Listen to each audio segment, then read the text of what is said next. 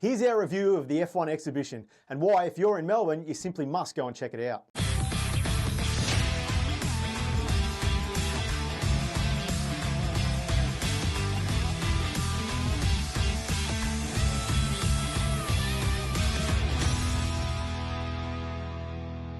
Having toured both Europe and the Americas, it's Australia's turn to view the magnificently curated F1 exhibition in Melbourne's Convention Centre.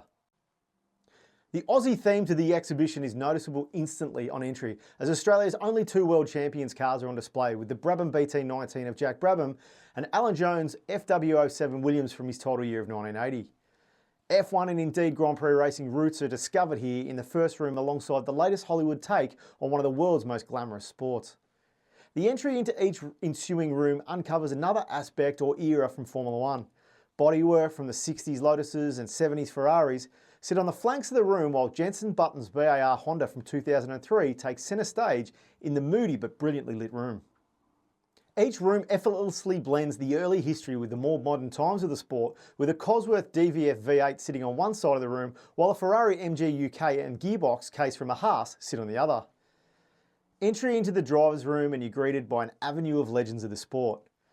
From Fangio to Verstappen, absolute icons of the sport stand proudly in front of you, with every decade and era of the sport represented. Clark, Stewart, Lauda, Senna and Schumacher stand shoulder to shoulder with the more modern day gladiators like Vettel, Hamilton and Max Verstappen, in a brilliant visual display of exactly how far safety and driver protection has come. Adorning the walls are helmets from the 70s to today. All the greats and some of the sport's well-known but not as successful stars are on display, showing the difference in helmet choice and configuration, from Jackie X's split lens and Elio De Angelis' iconic Simpson Bandit, all the way through to the 90s chin spoiler type helmet worn from everyone from Senna to Fisichella. Amongst the helmet displays are a nod to two of Australia's more modern race winners in Mark Webber and his protege Oscar Piastri. And I will say it's nice to see that the exhibition didn't fully dilute the displays to make it too Australian.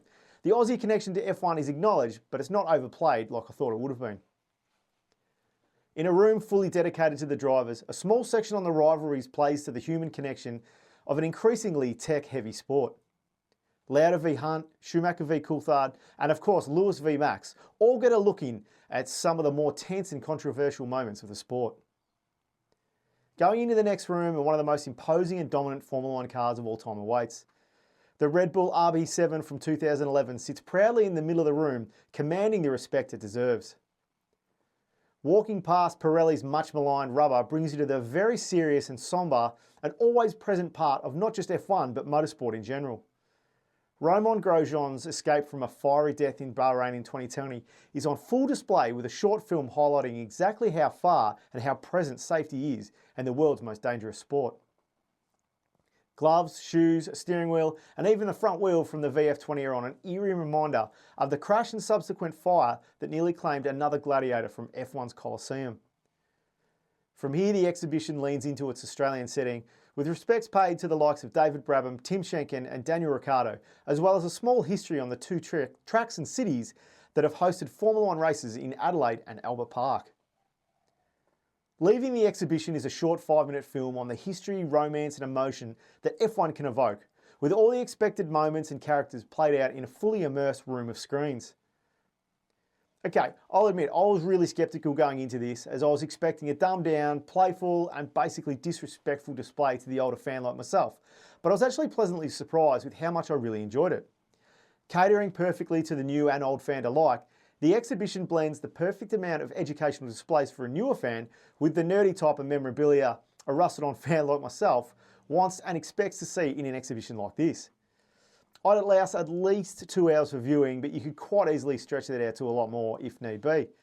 The F1 exhibition is a must-see for any seasoned or casual fan alike, and the fact it's running until April means it's a must-see for anyone attending this March's Australian Grand Prix.